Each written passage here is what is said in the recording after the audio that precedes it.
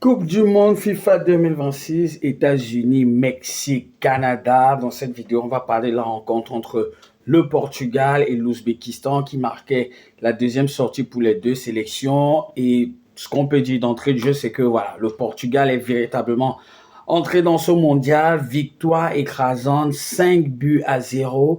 Et plus que tout, un homme aura cristallisé toutes les attentions. Cristiano Ronaldo, le CR7, le capitaine de cette sélection lusitanienne, qui a été sous le feu des critiques depuis le match contre la RDC où on a tout dit. Voilà, je pense que vous êtes au courant de tout ce qui de tout ce qui est sorti. Il y a eu des sondages, on voulait plus de lui, on estime qu'il est vieux, on dit que c'est un boulet pour l'équipe. Sauf que sur cette rencontre, voilà, on a vu tout l'étalage de son talent, lui qui ouvre le score à la 7e minute, parce que déjà d'emblée, il faut dire que dès le coup d'envoi de cette rencontre, le Portugal est rentré directement dans le match pied au plancher. Il y a eu quelques réajustements au niveau de la composition d'équipe. Pas de Bruno, pas de Bernardo Silva, remplacé par João Félix qui jouait plutôt à gauche et Neto à droite. Derrière, la présence de Ruben Neves, le défenseur central de Ruben Dias, autant pour moi, le défenseur central de Manchester City. Et on a senti une toute autre énergie dès le coup d'envoi, notamment par l'intermédiaire d'un joueur qui, pour moi, alors c'est vrai, on parle beaucoup de Cristiano Ronaldo, mais moi j'ai toujours dit, s'il y a un joueur qui a à même de faire de grosses différences au sein de cette équipe, c'est pas Ronaldo, non.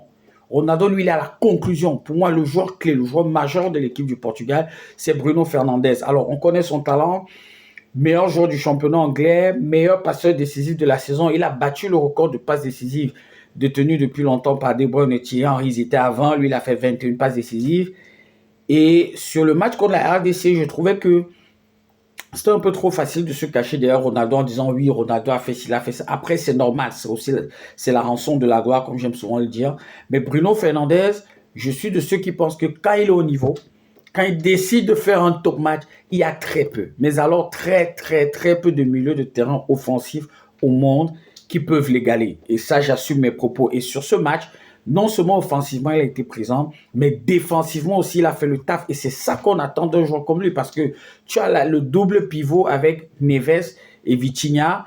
Et on a vu sur ce match que contrairement à celui de la RDC, Neves, il se projetait un peu plus pour être au niveau de Bruno Fernandes. Et du coup, sur les contre-attaques adverses, tu avais Vitinha qui se retrouvait très souvent seul. Et là où je dis que j'ai apprécié le rôle de Neves et de Fernandes. D'abord, Neves, lui, il est habitué à revenir défendre, mais Fernandes l'a fait à plusieurs reprises et tu sens que c'est quelque chose qui était préparé et que lui-même, il a senti qu'il fallait qu'il le fasse, qu'il fallait qu'il fasse le job. Et ben, on a vu cette équipe dérouler. Après, d'aucuns vont dire oui, c'est l'Ouzbékistan. Non. Si vous me dites oui, c'est l'Ouzbékistan, je vous dis, oui, c'était la RDC, la contre-performance de la du premier match, c'était contre la RDC.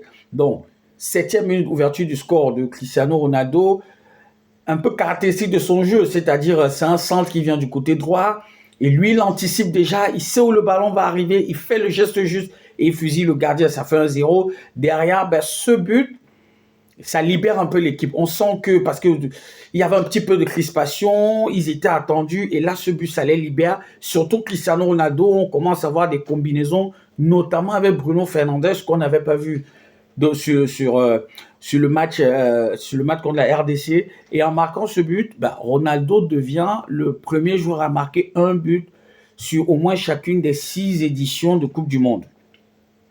C'est stratosphérique. Voilà, on va dire ça comme ça. Et il vient briser un peu cette série de 10 matchs au top niveau sans avoir marqué un but. Bon, ça aussi, il fallait en arriver là. Derrière, à la 17e minute, tu as ce coup franc, Ronaldo se place et tout le monde est sûr qu'il va tirer.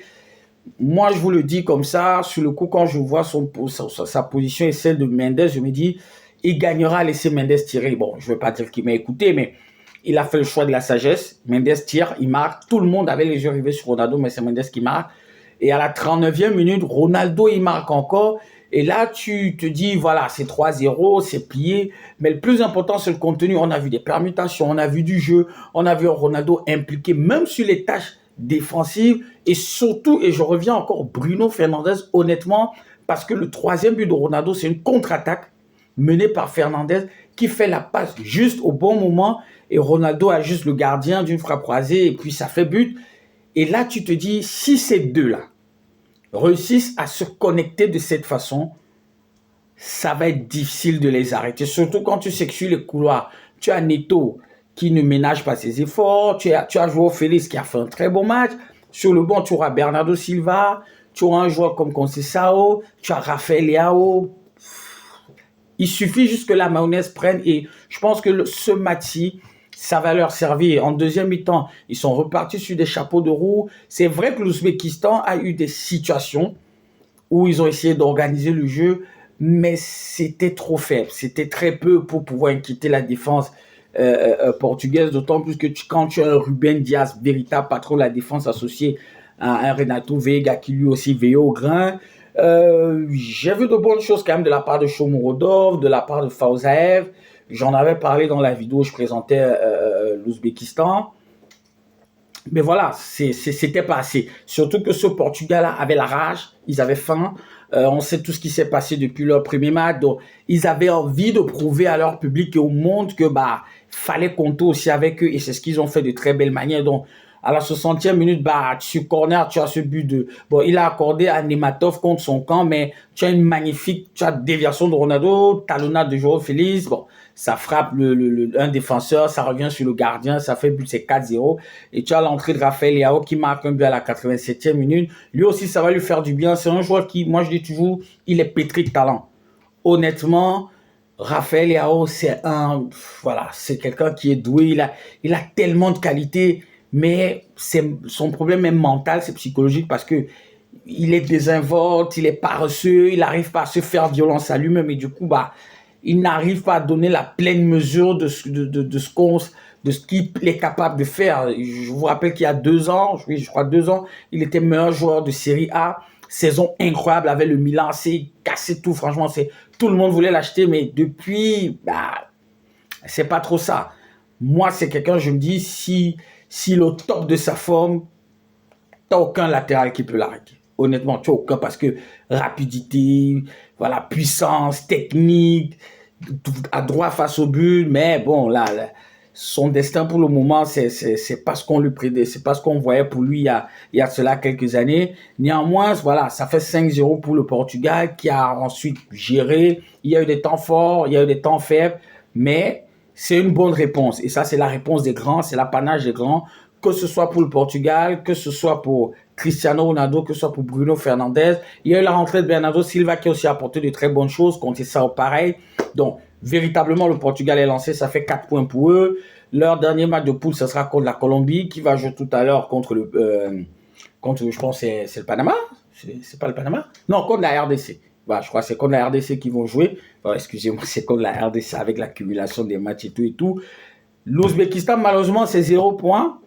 Ça faisait partie de mes coups de cœur, parce que pour une première, je vois leur potentiel, mais je me dis, voilà, ils vont apprendre et peut-être revenir plus fort pour les prochaines éditions, mais c'est pas mauvais pour une première participation. Voilà, ils ont eu des situations intéressantes contre la Colombie, ils ont eu des situations intéressantes contre le Portugal, mais voilà, le manque d'expérience, la naïveté, c'est aussi ça, les grandes compétitions, tu viens, tu vas apprendre. Donc, voilà ce que je pouvais dire sur cette rencontre. Quelques chiffres statistiques pour le Portugal, c'est 16 tirs pour 9 cadrés, 66% de possession de balles, 606 passes tentées. Ouzbékistan, 7 tirs pour 2 cadrés, 34% de possession de balles et 282 passes réussies. Sur ce, je vous laisse et vous me dites ce que vous pensez de la rencontre en commentaire.